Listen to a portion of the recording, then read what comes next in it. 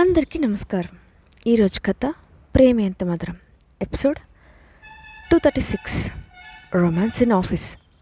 ఇక స్టోరీలోకి వెళ్తే, తన ప్రాజెక్ట్ని ఆపేయడం వెనుక ఉన్న వ్యక్తిని రాజ్ కిరణ్ అని తెలుసుకున్న అక్షయ్ అతనికి తగిన గుణపాఠం చెప్పడానికి మనసులోనే ప్లాన్ రెడీ చేసుకున్నాడు. అదే సమయంలో తన బాయ్ ఫ్రెండ్ రాజ్ కిరణ్ ఆఫీస్లో కూర్చొని ఉన్న ధాత్రి అతని కారణంగా అక్షయ్ కంపెనీ కష్టాల్లో పడుతున్నాడని గుర్తు చేసుకొని సంతృప్తిగా నవ్వుకుంది. ఆమెకు చాలా గర్వంగా అనిపించింది. అక్షయ్ కోసం ఆమె చాలా కష్టపడింది, కానీ అతను స్నేహ కోసం తనను కనీసం కన్సిడర్ కూడా చేయలేదన్న విషయం ఆమె మనసును బాధిస్తోంది. ఇంకా చెప్పాలంటే ఆమె రాజ్ కిరణ్తో ఉన్నప్పటికీ ఆమె మనసులో మాత్రం అక్షయ్ ఇంకా ఉన్నాడన్నది కాదనలేని నిజం. ఆమెకు ఛాన్స్ దొరికితే ఇప్పుడు కూడా అక్షయ్తోనే ఉండాలని కోరుకుంటోంది. కానీ ఆ స్నేహ ఉన్నంత వరకు తనకి అలాంటి ఛాన్స్ లేదని ఆమెకు అర్థమైపోయింది. దేని గురించి ఆలోచిస్తూ ఉన్నప్పుడు ధాత్రి మనసులో హఠాత్తుగా ఏదో ఆలోచన మెరిసినట్లయింది. దూరంగా ఉన్న చైర్లో కూర్చొని ధాత్రిని గమనిస్తున్న రాజ్ కిరణ్ ఆ దృశ్యాన్ని స్పష్టంగా చూశాడు. అతను పెద్దగా ఆశ్చర్యపోలేదు. ఇంకా చెప్పాలంటే ఆమె మనసులో అక్షయ్పై ద్వేషం ఇంకా పెరగాలని, అలా జరిగితేనే ఫ్యూచర్లో అక్షయ్కి అగెనెస్ట్గా ధాత్రిని బాగా ఉపయోగించుకోగలనని అనుకున్నాడు. నిజానికి తన ప్లాన్లో ధాత్రి లేనప్పటికీ అనుకోకుండా వచ్చిన ఆమె తన పగ తీర్చుకోవడంలో ముఖ్య పాత్రను పోషిస్తోందని అనుకున్నాడు రాజ్ కిరణ్. దాంతో నెమ్మదిగా లేచి ధాత్రి దగ్గరికి వచ్చి, ధాత్రి, నువ్వు దేని గురించి ఆలోచిస్తున్నావు? దేనికో కోపంగా ఉన్నట్లు కనిపిస్తున్నావు. నీకు అంత కోపం తెప్పించిన వ్యక్తి ఎవరు అని అడిగాడు. అతను రావడం కూడా గమనించినంతగా ఆలోచనలో మునిగిపోయిన ధాత్రి అతని మాటలు విని వెంటనే తేరుకొని, లేదు, నేనేదో ఆలోచిస్తున్నాను, యాబ్సెంట్ మైండ్ అయ్యాను, నీ వక్క అయిపోయిందా అని అడిగింది. రాజ్ కిరణ్ చిన్నగా నవ్వుతూ, నేను నీ దగ్గర లేని టైంలో నన్ను మిస్ అవుతున్నావా అని అడిగాడు. నిజానికి రాజ్ కిరణ్ టెక్నాలజీస్ గురించి పూర్తిగా తెలుసుకోవడం కోసం అతని ఆఫీస్కి వచ్చింది ధాత్రి. కానీ ఎక్కువగా ఏమీ తెలుసుకోలేకపోయింది. అయినా తన ఉద్దేశం రాజ్ కిరణ్కి తెలియకూడదనుకున్న ధాత్రి అతన్ని చూసి అందంగా నవ్వింది. నిజానికి ఆమె చెప్పకపోయినా ధాత్రి ఉద్దేశాన్ని అర్థం చేసుకున్నాడు రాజ్ కిరణ్. అది తెలియని ధాత్రి నవ్వుతూ సోఫాల నుంచి పైకి లేచి రాజ్ కిరణ్ దగ్గరికి వెళ్ళి అతని షర్ట్ బటన్ చిన్నగా కదిలిస్తూ సిగ్గుపడుతున్నట్లుగా అతన్ని కళ్ళల్లోకి చూసింది.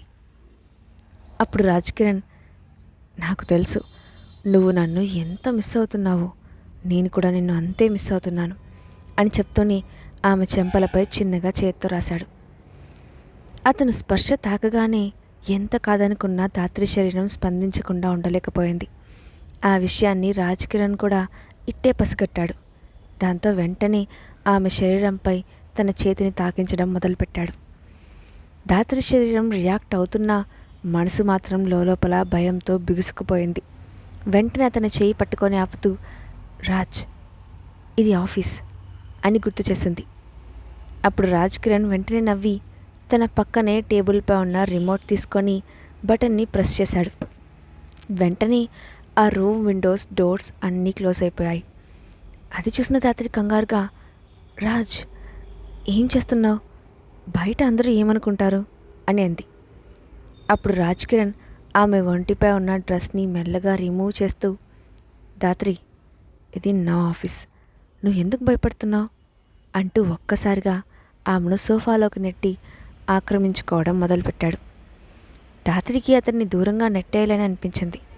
కానీ ఆ ధైర్యం చేయలేకపోతూ ఇష్టం లేనట్లు గట్టిగా కళ్ళు మూసుకొని ముఖం చిట్లించింది. హఠాత్తుగా ఆమె కళ్ళ ముందు అక్షయ రూపం కనిపించింది. దాంతో ఆమెకు అతన్ని భరించడం కష్టంగా అనిపించింది.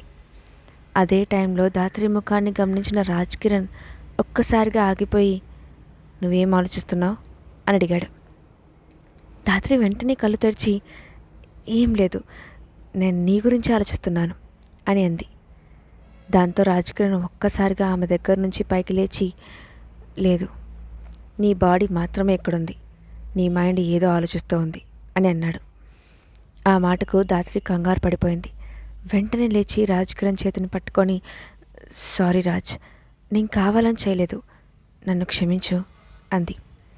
ఆ మాటకు "హ్మ్" అంటూ ఆమెను సీరియస్గా చూసిన రాజ్ కిరణ్, దాత్రి, నువ్వు నిజంగా నా మనసుని ముక్కలు చేశావు అని అన్నాడు. దాత్రి తన శరీరాన్ని అప్పగించి మనసును మాత్రం అక్షయ్పై నిలిపిందని రాజ్ కిరణ్కి క్లియర్గా అర్థమైంది.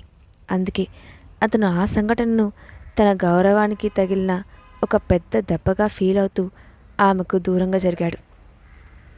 అతని ప్రవర్తన చూసిన దాత్రికి ఒక క్షణం భయం వేసింది. దాంతో ఆమె కంగారుగా మళ్ళీ అతడి దగ్గరికి జరిగి, రాజ్, నేను కావాలని అలా చేయలేదు, అనుకోకుండా జరిగిపోయింది, మరోసారి ఇలా జరగనివ్వను అంటూ కళ్ళనీళ్ళు పెట్టుకోవడం మొదలుపెట్టింది. ఆమె ఏడుపు చూసిన రాజ్ కిరణ్ చిరాగ్గా చూశాడు. అయినా వెంటనే ఆలోచిస్తూ, ఈ దాత్రి గురించి నేనెందుకింత ఫీల్ అవ్వాలి?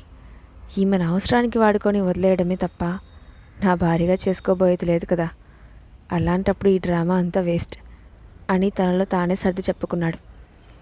అయినా దాన్ని బయటకు చూపించకుండా ఏడుస్తున్న దాత్రిని చూసి, సరే సరే, నువ్వేదో ఎమోషనల్గా తప్పు చేశావని నాకు తెలుసు. నేను ఇక ఈ విషయాన్ని వదిలేస్తున్నాను. నువ్వు ఆ ఏడు పాపు అని అన్నాడు.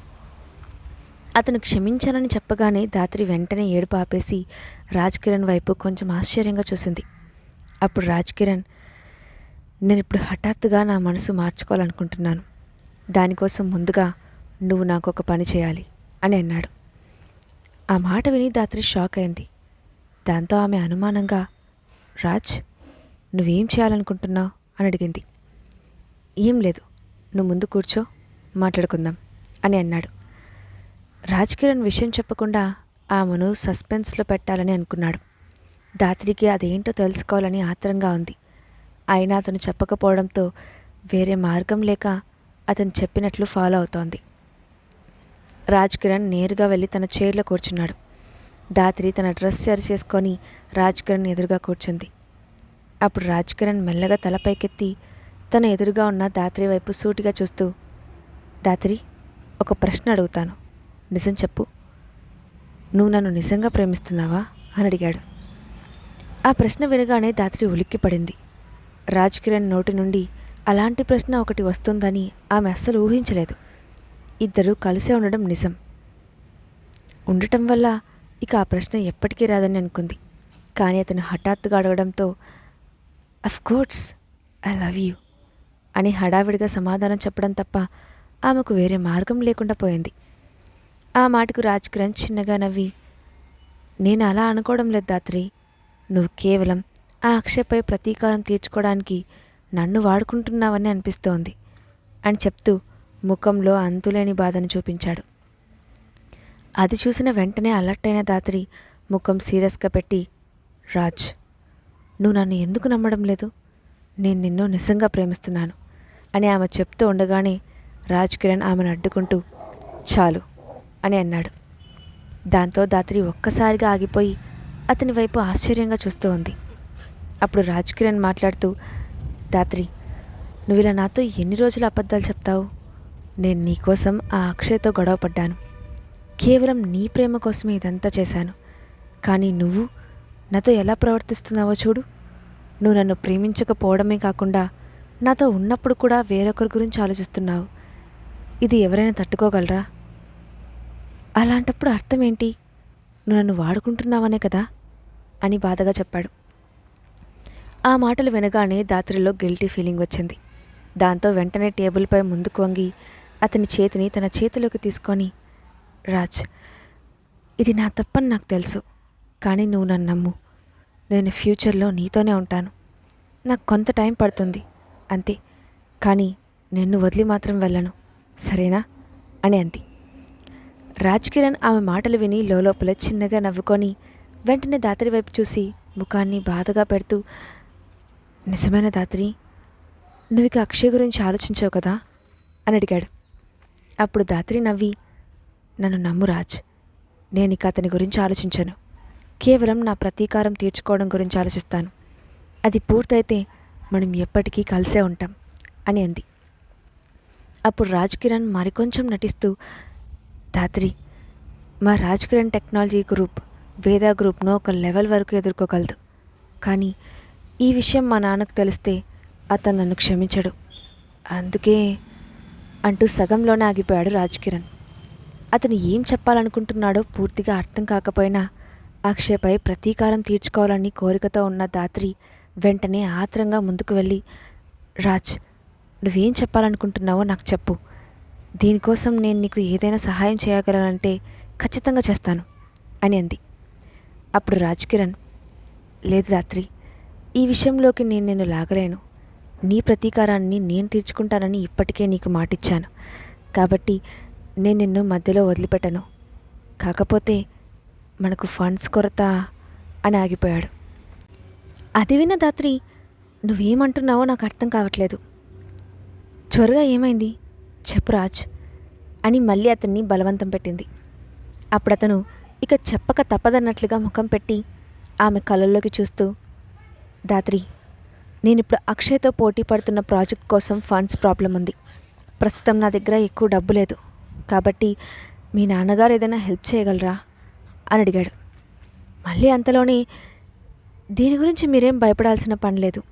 ఈ project Dhatri enterprises, Raj Kiran technology మధ్య కొలాబరేషన్ లాగా కన్సిడర్ చేద్దాం.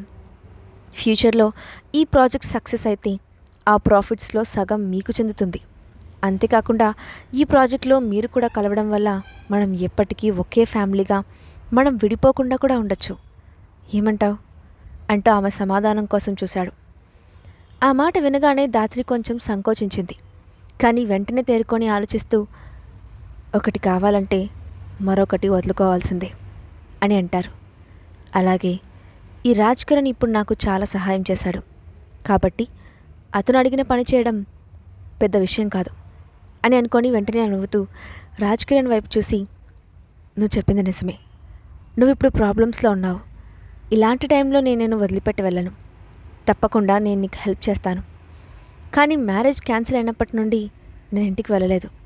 కాబట్టి ఇప్పుడు నేను మా అమ్మ నాన్నను డైరెక్ట్గా డబ్బు అడిగితే అంటూ ఆగిపోయింది. అప్పుడు రాజ్ కిరణ్, నువ్వు అంతలా ఆలోచించకు దాత్రి. మీ డాడీ నువ్వు అడిగితే తప్పకుండా హెల్ప్ చేస్తాడని నేను నమ్ముతున్నాను. అంతేకాకుండా మనం ఫ్యూచర్లో పెళ్ళి కూడా చేసుకుంటాం. కాబట్టి ఇప్పుడు ఈ రిలేషన్ మనకు ఉపయోగపడుతుంది అని ఆమెను మంచి మాటలతో అట్రాక్ట్ చేయడానికి ట్రై చేశాడు. ప్రస్తుతం రాజ్ కిరణ్ లక్ష్యం ఎలాగైనా దాత్రి ఫ్యామిలీ నుంచి డబ్బు రాబట్టడం. అలా జరిగితేనే అతను అక్షయ్కి వ్యతిరేకంగా పోరాడడానికి సరిపడా క్యాపిటల్ సంపాదించుకోగలడు. మరోవైపు దాత్రి తన బిజినెస్ గురించి ఆలోచించింది. ఆమె కొన్ని రోజుల పాటు బిజినెస్ రన్ చేసింది. కాబట్టి ఆమెకు కొన్ని నిర్ణయాలు తీసుకునే శక్తి ఇంకా ఉంది. దాంతో ఆమె రాజ్ కిరణ్ వైపు చూసి, సరే రాజ్, డోంట్ వరీ, నేను నీకు తప్పకుండా హెల్ప్ చేస్తాను. నువ్వు టాలెంటెడ్ పర్సన్. కాబట్టి మా పేరెంట్స్ కూడా నన్ను తప్పకుండా ఇష్టపడతారు అని అంది. దాత్రి తన ప్రపోజల్కి ఒప్పుకోవడంతో రాజ్ కిరణ్ ఆనందంతో గర్వంగా లేచి ఆమెను కౌగిలించుకున్నాడు. ఆమె ఇంత తేలిగ్గా మోసపోతుందని ముందే తెలిసి ఉంటే ఇన్ని రోజులు టైం వేస్ట్ చేసేవాడని కాదని కూడా మనసులోనే అనుకున్నాడు. దాత్రి వెంటనే తాను చేయాల్సిన పని గురించి ప్లాన్ చేసుకోవడం మొదలుపెట్టింది. ఇప్పుడు ఏం చేయాలన్నా ముందు ఆమె ఇంటికి వెళ్ళాలి. అందుకే సాయంత్రం ఇంటికి తిరిగి వెళ్ళాలని నిర్ణయించుకుంది. నిజానికి ఆమె పెళ్లి నుండి వెళ్ళిపోయిన తర్వాత కొన్ని రోజులకు తన తల్లిదండ్రులకు తాను క్షేమంగా ఉన్నానని ఇన్ఫర్మేషన్ పాస్ చేసింది. ఇంటికి రావాలంటే ఇంకొంచెం టైం పడుతుందని, తప్పకుండా తిరిగి వస్తానని తెలియజేయడంతో ఆమె తల్లిదండ్రులు కూడా కొంచెం ప్రశాంతంగా ఉన్నారు. ఆ రోజు సాయంత్రం దాత్రి ఇంటికి వెళ్ళి లోపలికి అడుగుపెట్టే సమయానికి ఆ ఇంట్లో లైట్స్ మాత్రమే వెలుగుతున్నాయి. ఆమె లోపలికి అడుగుపెట్టేటప్పటికీ సోఫాలో కూర్చొని దీర్ఘంగా ఆలోచిస్తున్న ఆమె తండ్రి నరేంద్ర కనిపించాడు. అతని పక్కనే మరో వ్యక్తి కూడా ఉన్నట్లు అనిపించడంతో దాత్రి అక్కడ ఉన్నది ఎవరో అని ఇంకొంచెం ముందుకు వచ్చి చూసింది. అక్కడ తన తండ్రి నరేంద్రతో పాటు కూర్చున్నది అరుణ్ అని గమనించగానే ఆమె ముఖంలో ఎక్స్ప్రెషన్స్ మారిపోయాయి. అదే సమయంలో తలపైకెత్తి దాత్రి వైపు చూసిన నరేంద్ర కళ్ళు వెలిగిపోయాయి. కానీ వెంటనే కోపాన్ని తెచ్చుకుంటూ, నీకు ఇల్లు ఉందని ఇప్పటికి గుర్తొచ్చిందా? ఇక ఎప్పటికీ తిరిగి రావేమో అని అనుకున్నాను అని సీరియస్గా అన్నాడు. దాత్రిని హఠాత్తుగా అక్కడ చూసిన అరుణ్ కూడా ఆశ్చర్యపోయాడు. కానీ ఆమెను చూడడం వల్ల అతని ముఖం తెలియకుండానే సంతోషంతో నిండిపోయింది. తండ్రి మాటలు వినగానే దాత్రి తలదించుకొని, సరే, నేను రావడం ఇష్టం లేదంటే ఇప్పుడే వెళ్ళిపోతాను అని అంది. దాంతో ఆమె తండ్రి తన కోపాన్ని కంట్రోల్ చేసుకొని సైలెంట్గా ఉండిపోయాడు.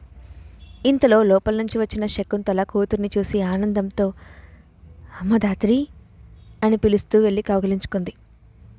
సహజంగానే కూతుర్ని చూసిన ఆనందం ఆమె ముఖంలో చాలా స్పష్టంగా కనపడుతోంది. అప్పుడు ఆమె తన భర్త నరేంద్ర వైపు చూసి ధాత్రి ఇప్పుడే కదా వచ్చింది, అప్పుడే ఎందుకు గొడవ పెట్టుకోవడం, వదిలేయండి అని మృదువుగా చెప్పింది. అప్పుడు అరుణ్ మెల్లగా పైకి లేచి ఇంతకాలం నుంచి ఇంటికి తిరిగి రాలేదు, కానీ వచ్చి రాగానే తండ్రితో గొడవ పెట్టుకుంటున్నావా అని అన్నాడు. ఆ మాట వినగానే ధాత్రి కోపంగా మధ్యలో నువ్వెందుకు మాట్లాడుతున్నావు, ఇది మా సమస్య, దీంతో నీకు ఎలాంటి సంబంధం లేదు అని అంది. ధాత్రి తిరిగి రావడం వల్ల ఎలాంటి పరిస్థితులు ఏర్పడబోతున్నాయి? రాజ్ కిరణ్ అనుకున్నట్లే ధాత్రి ఆస్తిని దక్కించుకోగలడా? అరుణ్ ధాత్రిల మధ్య సంబంధం ఇక తగ్గిపోయినట్లేనా? నెక్స్ట్ పార్ట్లో చూద్దాం. Thanks for watching.